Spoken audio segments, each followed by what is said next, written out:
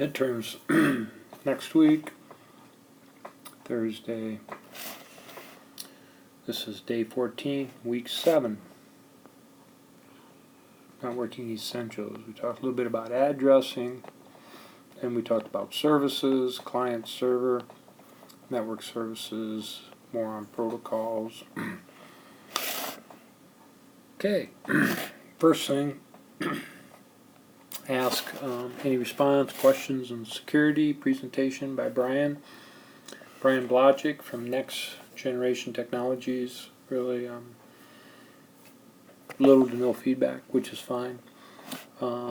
Again, mentioned briefly, focus on learning, touch upon a couple things, excuse me, and went over where the resources are for this.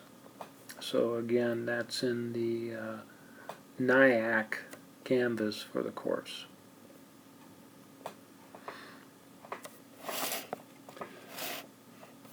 Talked a little more about addressing, physical address in MAC, some logical address given to the device, an IP, version 4, version 6. Today we worked on setting static IP. We used DHCP the next round on Tuesday, work on some of the similar lab. And a little bit more on addressing on the next slide. So we can get a logical address, we can set it up either way. A DHCP is really popular. IP4, a lot of places will give us a private. They'll do network address translation to a public address. And then they can actually use one public address for lots of internal addresses by assigning a port number. And we demoed that today a little bit, and we'll look at it some more on Tuesday. DHCP, the address issue, IP4 limited number of addresses, so we have IP6, and that's dynamic nature of assigning IP6. You can use a MAC address. I don't know how many people will actually make use of that, but that is a possibility. Then we talk a little bit about the security issues.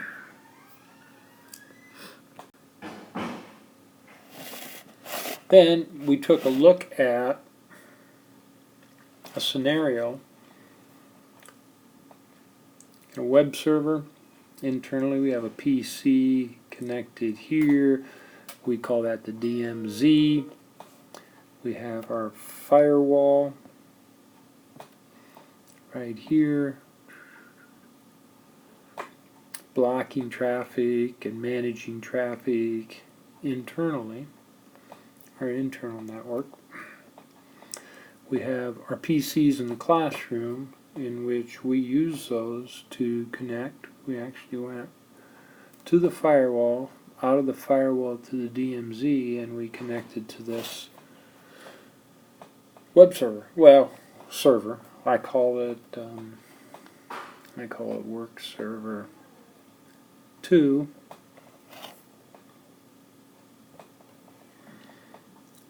And then we talked a little bit about static NAT, where this public address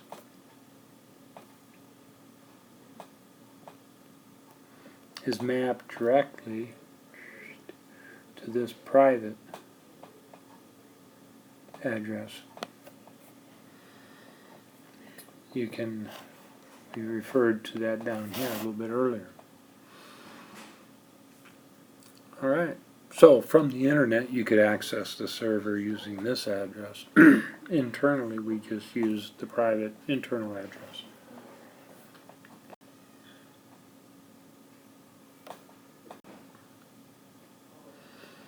So looking at the bigger picture, if you were out here, you could use that public address, which then would route you in here to that server. Okay. So here's what we did in class. We added a router to our main switch, and then we have this device 4, where people connected PCs and they set up static addressing. So what I did is I gave them all a default gateway, IP and mask right here, and how we divided this up, I gave blocks of 10 to different rows in the classroom. So there wasn't any crossover. Is that right? Does it make sense? This would have to be a unique address for each PC.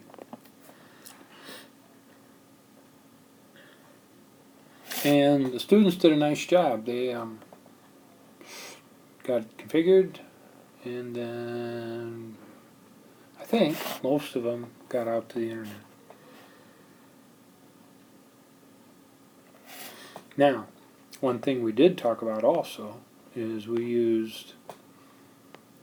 accessed a website. The students tried to access their websites. And I talked about how once they did that, based on DNS, it found this address because DNS has this address stored with this domain name. And we looked at a new command, or I might have shown this once before, maybe not, NS lookup, where we can look up a domain name and it'll come back and give us the IP address, whatever it might be. Domain servers that we were using for class was Google, so it was these here.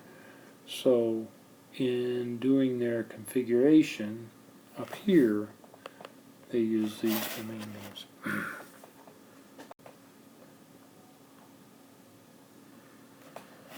We finished up.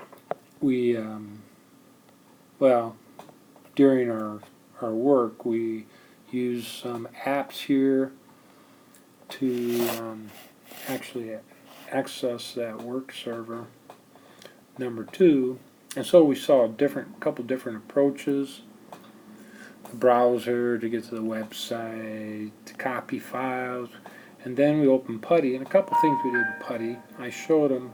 They didn't need to write this down, but secure copy command. And so in PuTTY we're actually copying some files between some servers. And then also in Linux, you could use this command and you can change your password.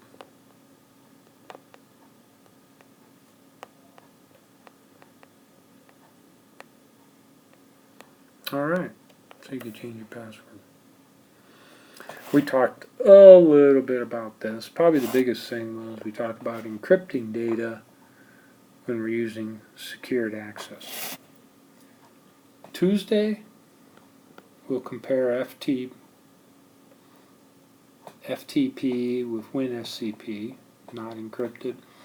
We'll also do some work. We'll telnet, a couple different things we can telnet to. Same thing as PuTTY, connecting to using terminal software to connect, but again, no encryption. These are not encrypted. And we'll just talk about those in general, some more important numbers. We will wrap up Chapter 5 on Tuesday and do some evaluation on Thursday, along with getting prepared for the next unit. That is it.